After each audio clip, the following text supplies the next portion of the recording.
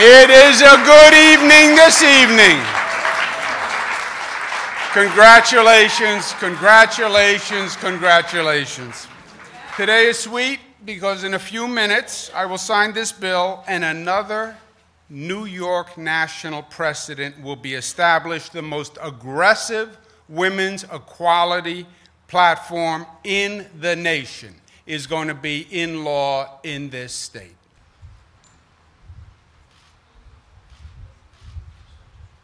Congratulations.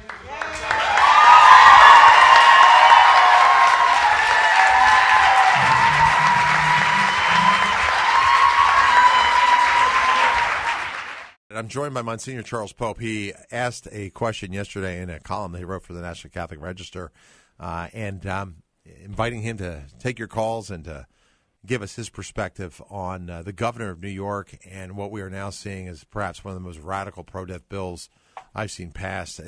Monsignor, first of all, thank you for your writing, and it's great to be here with you. I'm sickened, too, when you see people applaud, cheer, and then throw a party after doing something so sinister. I just don't get it. Give me your perspective. I always like to start with kind of a broad view of how you see what's unfolded, how we got to that particular point. Then we can maybe drill into these Catholic politicians. You know, Drew, you've pretty well laid it out. I just only add a couple of details to just show again that this is just ugly, and not just the bill, but the attitude. So, for example, he signed it on the 46th anniversary of Roe v. Wade. That was intentional. Oh, yeah. Secondly, this idea that he calls this way forward a bright light that other states should follow.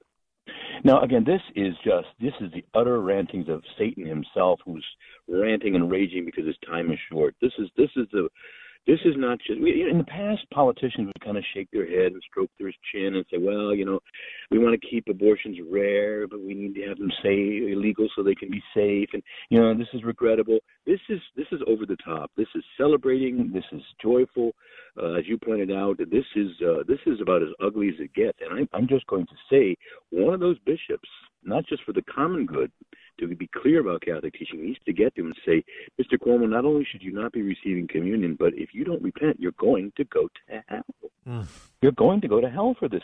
This is very, very serious. And somebody, for his own sake, needs to get to him and say, you know, these disciplinary norms of the church and so on are meant to be medicinal, both for the common good so that people don't misunderstand. This is a very egregious violation of Catholic teaching, but also for the sake of the soul of the person, you know, who has transgressed, so that they can repent before the day of judgment. So those are the things I would add. I just think that this is a time for the bishops of New York, whoever have jurisdiction, not just with him, but all the senators who might have been Catholic who voted for this, to get them and say to them, you know, certainly don't receive communion, and secondly, even if possible, if they're able to declare excommunication. I'm not a canon lawyer. I don't know all the details.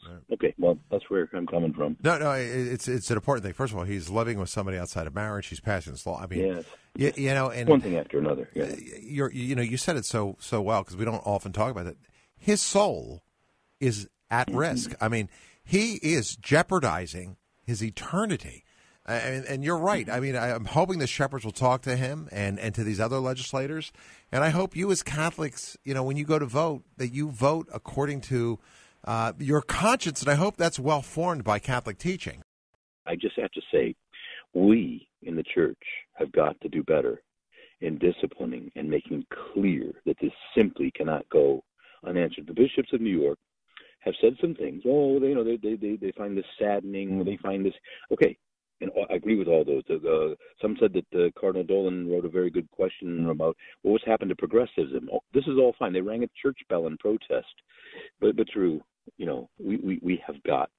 If there is not when it's this bad, that they're outright celebrating and cheering, and again, I want to also express outrage at the lighting up of the Freedom Tower.